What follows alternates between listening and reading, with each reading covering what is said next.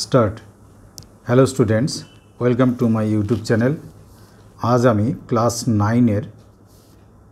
9 exercise 10.1 जेखाने आछे तोमादेर लाभ ओ क्षति प्रफिट एंड लस। आमार बोइयेर पेज नम्बर आछे 146। आमार बोई एकटू ओल्ड, तोमादेर बोई एकटू देखे नेबे। सेखानकार अंकगुलो एकटू बुझिए देब, शुधु करे देब ना, एकटू बुझिए देब। सुतरां तो এটা হচ্ছে বেঙ্গলি মিডিয়াম বা বাংলা মাধ্যমে যারা পড়াশোনা করছো, ওয়েস্ট বেঙ্গল বোর্ডের যারা বেঙ্গলি মিডিয়ামে পড়াশোনা করছো তাদের জন্য এই ভিডিও। কেন এই কথা বললাম? কারণ আমার এই চ্যানেলে ইংলিশ মিডিয়ামের জন্য সেম ভিডিও আছে ক্লাস 9-এর।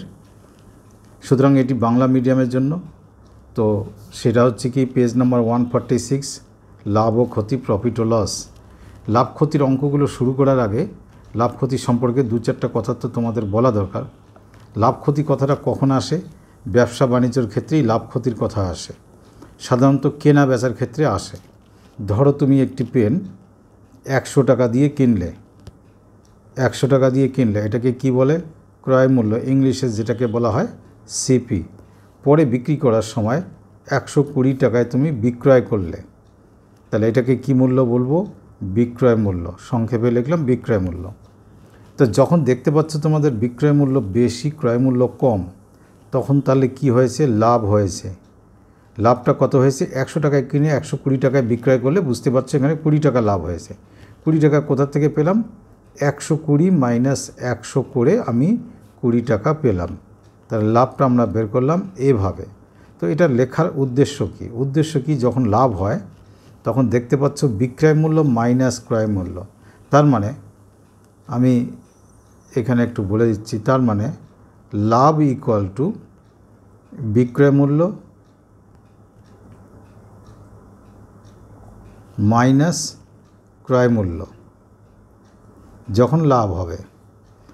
আর ক্ষতি যখন হবে সেই ক্ষতির পরিমাণ হচ্ছে কি? আমি একটা ক্ষতির উদাহরণ দিই। ধরো আবার আগের কথায় আসি, 100 টাকা দিয়ে একটি জিনিস আমি একটি দ্রব্য কিনেছি। তো 100 টাকায় কী হলো? ক্রয় মূল্য।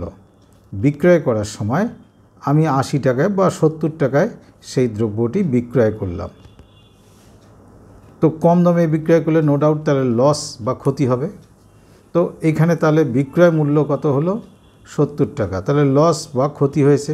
তাহলে এই লস বা ক্ষতি তোমরা বাংলায় ক্ষতি লিখবে। কত টাকা? 100 টাকা দিয়ে কিনে 70 টাকা বেচলাম 30 টাকা। কী করে পেলাম? 100 মাইনাস 70 টাকা। 100 মানে কি? ক্রয় মূল্য, মাইনাস 70 মানে কি? বিক্রয় মূল্য।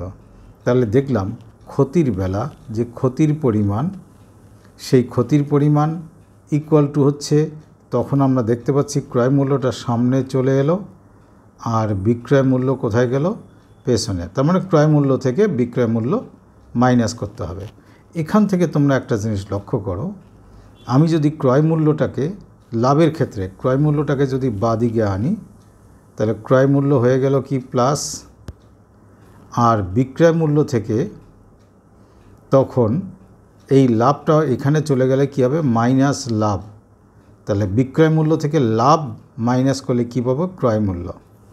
অথবা ধরো আমি বিক্রয় মূল্য এখানে রেখে দিলাম, তাহলে ক্রয় মূল্য এদিকে এসে যোগ হবে এই দ্বিতীয় ক্ষেত্রে। তার মানে যোগ হলে কি হবে? লাভ প্লাস ক্রয় মূল্য ইকুয়াল টু কী মূল্য পেলাম? বিক্রয় মূল্য। তাহলে লাভের ক্ষেত্রে কখনো আমার লাভের পরিমাণ বের করতে হবে, বুঝে নাও কথাটা। তখন লাভের পরিমাণ ইকুয়াল টু বিক্রয় মূল্য মাইনাস ক্রয় মূল্য। সেক্ষেত্রে ক্রয় মূল্য ইকুয়াল টু কী হবে? বিক্রয় মূল্য মাইনাস লাভ। সেক্ষেত্রে বিক্রয় মূল্য ইকুয়াল টু কী হলো? লাভ প্লাস ক্রয় মূল্য।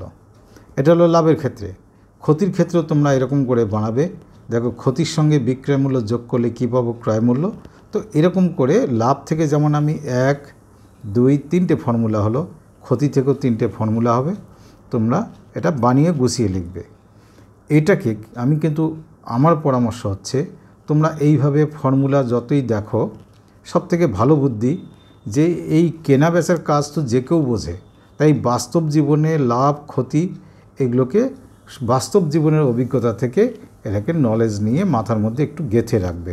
অঙ্ক করার সময় একটু ভেবে নিয়ে, বাস্তব জীবনের অভিজ্ঞতা থেকে ভেবে নিয়ে অঙ্ক করবে। আমি এখানে একটা অন্য কথা বলি, যখন কোনো জায়গায় লেখা থাকবে লাভ হয়েছে 10% বা ক্ষতি হয়েছে 20%, এই কথাগুলো আসবে।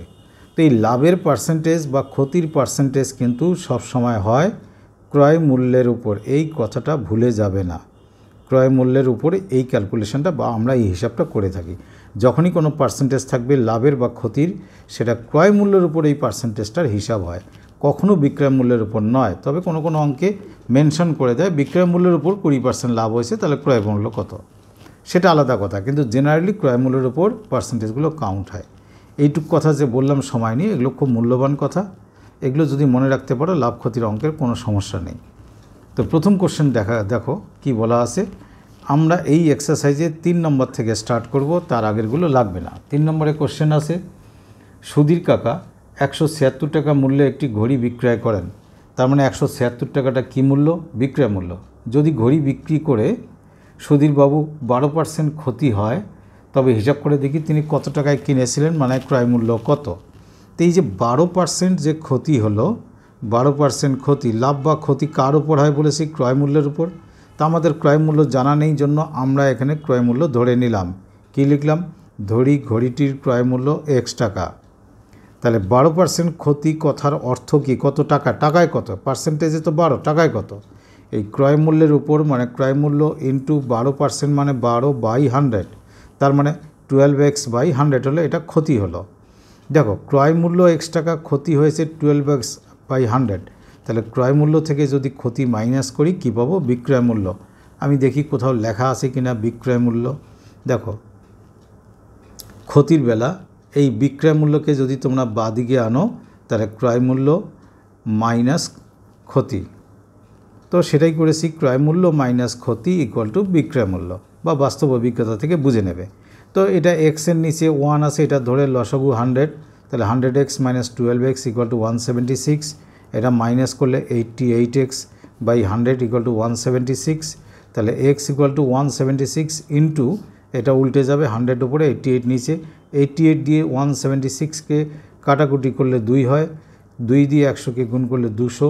এক্সটা আমরা কি ধরেছি একটু দেখে নেব, যে আমরা ধরেছি ঘড়িটির ক্রয় মূল্য X টাকা। এই যে ধরি ওয়ার্ডটা বাদ দিয়ে এক্সের জায়গায় 200 বসালেই উত্তর হয়ে গেল, অথবা নিজের ভাষায় লেখার প্র্যাকটিস করবে। অতএব ঘড়িটির ক্রয় মূল্য 200 টাকা, যেটা চেয়েছে। অবশ্যই উত্তরটাকে আন্ডারলাইন করবে, এখন থেকে প্র্যাকটিস করবে, আর আনসার ওয়ার্ডটা ক্লিয়ার করে লিখবে। অনেকে এই উত্তর লিখতে গিয়ে বলে ঘড়িটির ক্রয় মূল্য ইকুয়াল টু 200 টাকা, লেখে না, এটা করবে না। আবার অনেকে x ইকুয়াল টু 200-র পাশে টাকা লিখে দেয়, কখনোই নয়। এই দুটো কথা মাথায় রাখবে। এবার আসি 4 নম্বর অঙ্ক। বলছে কি, যে এখানে নামটা বলেছে 4 নম্বরে, যে আনোয়ারা বিবি 10টি লেবু 30 টাকায় কিনে প্রতি ডজন 42 টাকায় বিক্রয় করেন। কেনার সময় উনি 10টি লেবু কিনেছেন কত টাকা দিয়ে? 30 টাকা দিয়ে। বিক্রি করার সময় প্রতি ডজন মানে 12টি লেবু বিক্রয় করেছেন কত? 42 টাকায়। দেখো কেনার সময় 10টি, বিক্রয়ের সময় 12টি। যদি এই কেনা বেচার সংখ্যা সমান না হয়, তার লাভ বা ক্ষতির পার্সেন্টেজ করা যাবে না। হয় তোমরা কেনার সময় 12টি লেবুর ক্রয় মূল্য বের করো, অথবা বিক্রয়ের সময় এই 12টি না করে 10টি লেবুর ক্রয় মূল্য বের করো। এক কথায় যতটি কিনবে ততটির বিক্রয় মূল্য খুঁজে নেবে। তো যাকে আমরা এখানে লেখা শুরু করলাম যে 10টি লেবুর ক্রয় মূল্য 30 টাকা, তাহলে একটি লেবুর ক্রয় মূল্য 30/10 টাকা, তাহলে 12টি লেবুর ক্রয় মূল্য 30/10 ইন্টু 12, এখানে দেখো 0 0 কাটবে, 3 আর 12 গুণ করলে 36 টাকা। তাহলে 36 টাকা কতটি লেবুর বিক্রয় মূল্য? 12টির। কিন্তু বইয়ে বলা আছে 36 টাকা হচ্ছে 12টি লেবুর ক্রয় মূল্য, এটা কিন্তু ক্রয় মূল্য। আর বইয়ে বলা আছে 12টি লেবুর বিক্রয় মূল্য 42 টাকা। তাহলে কিনেছি 36 টাকা, লেবুর সংখ্যা সমান আছে, এখানেও 12 এখানে 12, আর বিক্রয় করলাম 42 টাকায়। তাহলে প্রফিট তো হলো, লাভ তো হলো। কত লাভ হলো? 42 থেকে 36 মাইনাস করে 6 টাকা, এটাই লাভ হলো। এবার লাভের হার বা শতকরা হার যেটাকে বলে, কেউ শতকরা বলে কেউ শতকরা বলে। তো লাভের হার যেটা আমরা বের করব, সেটা নিয়ম হচ্ছে লাভের পরিমাণ উপরে, ক্রয় মূল্য সবসময় নিচে। আমি শুরুতে বলেছি যে পার্সেন্টেজ, লাভ বা ক্ষতির পার্সেন্টেজ ক্রয় মূল্যের উপর হয়, ইন্টু কী লিখব? 100%। নিশ্চয় বুঝলে। তাহলে লাভের পরিমাণ 6 আর নিচে হলো 36 ইন্টু 100%। 6 দিয়ে 36কে কাটলে হচ্ছে 6, এটাকে 2 দিয়ে কাটলে 50 আর 6কে কাটলে এখানে 3। তো আমি তাই লিখেছি 50/3 মানে 16/2/3। 5 নম্বর কোশ্চেন। 5 নম্বর কোশ্চেন একটু অন্য টাইপের, ভালো করে দেখো। অমলবাবু একটি ছবি 20% ক্ষতিতে বিক্রয় করলেন, কিন্তু আরও 200 টাকা বেশি মূল্যে বিক্রয় করতে পারলে তার 5% লাভ হতো। আমি একটা সংখ্যা রাখার মতো লাইন টেনে তোমাদের গল্পটা বোঝাচ্ছি। ধরো এটি হচ্ছে ক্রয় মূল্য, এই পয়েন্টটা ক্রয় মূল্য। তো আমি যদি ব্যাকে যত যাব তত ক্ষতি হবে, আর রাইট সাইডে যত এগোবো তত আমার লাভ হবে। ধরো উনি এখানে ছবিটি বিক্রয় করেছেন, করে ওনার এইটুক জায়গার ক্ষতি হয়েছে 20%। বলেছেন যে এখান থেকে যদি তিনি আরও 200 টাকা বেশি মূল্যে বেচতে পারতেন তাহলে তার লাভ হতো, এখানে আসতো। এইটুকু জায়গার লাভটা হলো 5%। এটা কত টাকা দিয়ে উনি এটা মেকআপ করলেন? 200 টাকা। তাহলে 200 টাকার জায়গায় উনি কি মেকআপ করলেন? ক্রয় মূল্যের 20% যেটা ছিল সেটাকে মেকআপ করে আবার 5% প্রফিট করলেন, এই জায়গাটায় 5% প্রফিট করলেন। তাহলে 200 টাকার মধ্যে কে লুকিয়ে আছে? 20% ক্ষতি আর 5% প্রফিট, এই দুটো মিলে 200 টাকা। সেই জন্য দেখো আমি একবারে লিখেছি ক্রয় মূল্যের 20 + 5% = 200 টাকা। তাহলে ক্রয় মূল্যের 1% কত হবে? এই দুটার যোগফল 25, সংখ্যাটি কোথায় আসবে? নিচে। তাহলে ক্রয় মূল্যের 100% ক্রয় মূল্যের 100% কথাটির অর্থ তার ক্রয় মূল্যটা বেরিয়ে গেল। তাহলে উপরে ছিল 200/25 × 100। তো 25 দিয়ে 100কে কাটলে এখানে 4 হয়, 4 দিয়ে 200কে গুণ করলে 800। তাহলে এটা কি হলো? ছবিটির ক্রয় মূল্য 800 টাকা। ঠিক এখানে আন্ডারলাইন করে আনসার লিখে দেবে। এটাকে অন্য মেথডে করা যায়, তোমাদের মতো করে যদি করি একটু বড় হবে, কিন্তু আমি বুঝিয়ে দিচ্ছি। এটাকে অল্টারনেট মেথড বলা হয়, তাই ALT লিখলাম। তো তোমরা লিখবে ধরির পর কমা হয়, ধরি ছবিটির ক্রয় মূল্য সমান X টাকা। তো অতএব প্রথমে উনি 20% ক্ষতিতে বিক্রয় করেছেন। 20% ক্ষতিতে বিক্রয় মূল্য বলতে এখানে ছবিটির বিক্রয় মূল্য। যখন 20% ক্ষতি মানে 20% কমে আসে, তখন 100 থেকে 20 মাইনাস করে যে 80 হবে, এই 80% দিয়ে গুণ করবে। তার মানে X ইন্টু কত হবে? 80/100। এটা কিন্তু আমরা বিক্রয় মূল্য বের করছি, ক্ষতির পরিমাণ না। এত টাকা, তার মানে কত হবে? 80x/100 টাকা। আর যদি 5% লাভে বিক্রয় করতেন, অতএব 5% ওখানে বলা আছে যে পরে 5% লাভে বিক্রয় হতো। 5% লাভে তাহলে বিক্রয় মূল্য কত হবে? 5% লাভে মানে X-এর সঙ্গে 105/100 দিয়ে গুণ করব। তখন লস ছিল জন্য 80 দিয়ে করেছি, এবার 5 বেশি হয়েছে মানে 100 + 5 করেছি, এত টাকা। তার মানে কত হবে? 105x/100 টাকা। তো এই যে এটা আর এটার মধ্যে ডিফারেন্স কত? উনি 200 টাকা দিয়ে এখান থেকে এই অবধি পৌঁছেছেন। তার মানে আমরা কি লিখব?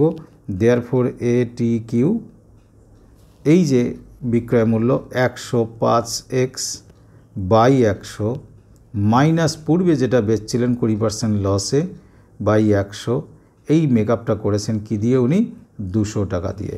এটা সলভ করে দেখো, সলভ করতে করতে তোমাদের আসবে X = 800। তাই Xটা কী ধরেছি? ক্রয় মূল্য। তারপরে যাই হোক তোমরা আনসারটা লিখে দেবে, যেমন করে উপরে লিখেছি, বাকি অংশ উপরের মতো দেখলেই বুঝবে।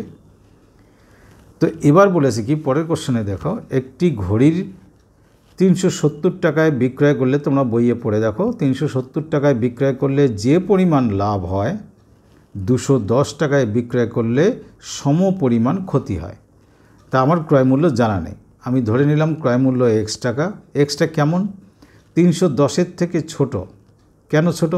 বিক্রয় মূল্য বেশি না হলে লাভ হবে কি করে?